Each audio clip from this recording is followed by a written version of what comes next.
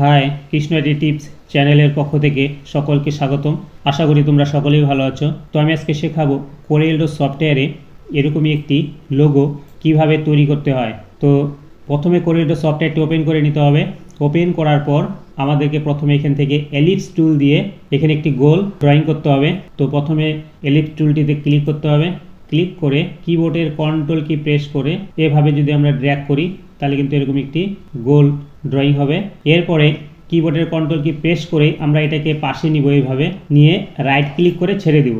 তো এইভাবেও করতে পারি, অথবা আমরা এটাকে সিলেক্ট করে কিবোর্ডের কন্ট্রোল সি আর কন্ট্রোল ভি মানে কপি পেস্ট করতে হবে।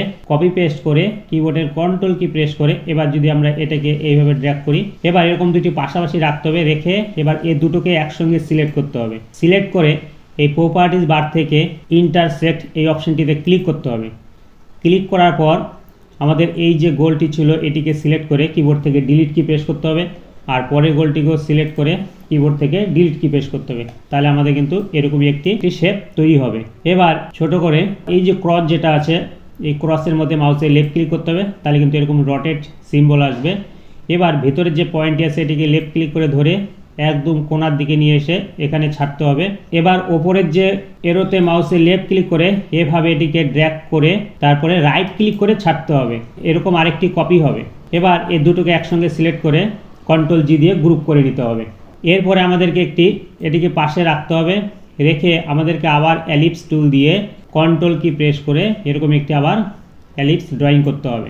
ড্রয়িং করার পর আমাদের এটি কিন্তু সেন্টার পয়েন্ট। এবার ওপর থেকে এই যে উপরে দেখা যাচ্ছে 1 2 3 4 এটা হচ্ছে স্কেল। এখান থেকে লেফট ক্লিক করে ধরে এখান থেকে এরকম একটি স্কেল আমরা নিয়ে আসতে পারবো। আবার এটিকে সিলেক্ট করে গোলটিকে এবার এই সাইড থেকে আমরা লেফট ক্লিক করে ধরে এই ক্রসের মধ্যে এনে ছাড়তে হবে, মানে যে এই পয়েন্টের মধ্যে ছাড়তে হবে। তার মানে কি আমরা এই গোলটিকে সেন্টার পয়েন্ট এখানে মার্ক করলাম, সেন্টার পয়েন্ট। এরপরে আমরা হচ্ছে এটিকে দাগের মধ্যে এনে এটিকে ছোট করব, সাইজটি ছোট করব প্রয়োজন মতো ছোট করে। এবার এটিকে ক্লিক করব, ক্লিক করে এই রটেটের সিম্বল থেকে এটিকে একটু এইভাবে এই কোণটি যে আছে এই কোণটিকে আমরা দাগের মধ্যে অ্যাডজাস্ট করব। এভাবে আমরা দাগের মধ্যে এটিকে অ্যাডজাস্ট করব।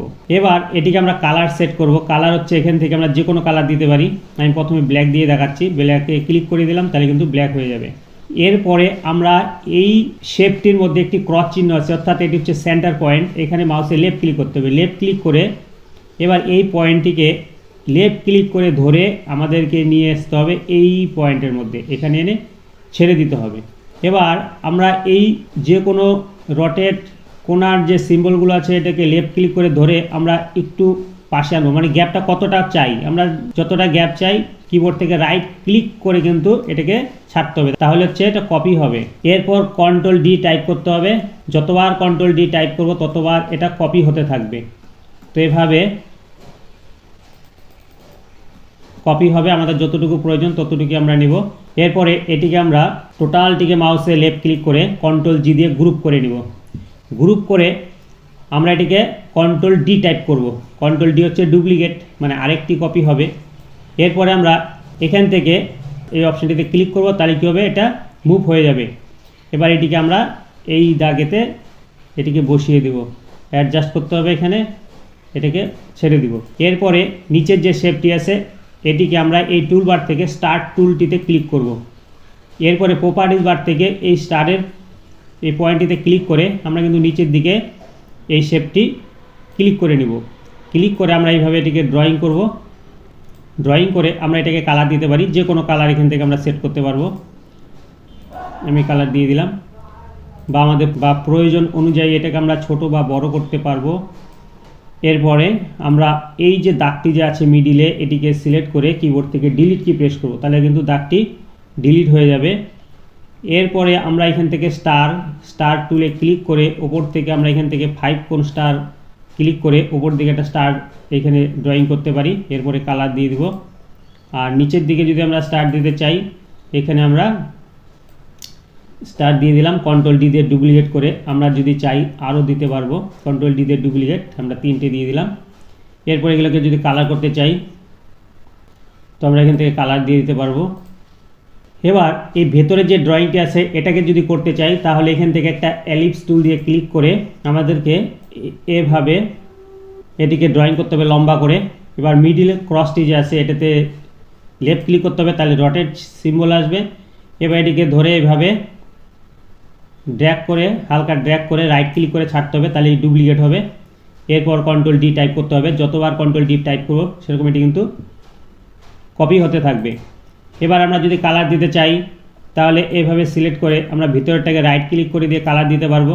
এরপরে আমরা এই শেপটিকে যদি কালার দিতে চাই এখান থেকে আমরা কালার দিতে পারবো, আমাদের যেরকম কালার প্রয়োজন আমরা কিন্তু ক্লিক করে কালার দিতে পারবো। তাহলে কিন্তু আমাদের ডিজাইন কমপ্লিট। এখানে আমরা লিখতেও পারবো, টেক্সট টুলে ক্লিক করে আমরা কিন্তু এখানে যদি চাই কোনো কিছু লিখতে, যেমন ABCD লিখে আমরা এটাকে সিলেক্ট করে এখান থেকে আমরা ফন্ট স্টাইল করতে পারবো। এটিকে সেট করে দিয়ে এবার আমরা এখান থেকে হোয়াইট যদি কালার করে দিই কিন্তু লেখাও আমরা লিখতে পারবো। তো মোটামুটি আমার লোগো কমপ্লিট। তো তোমরা চেষ্টা করে দেখো, আশা করি করতে পারবে।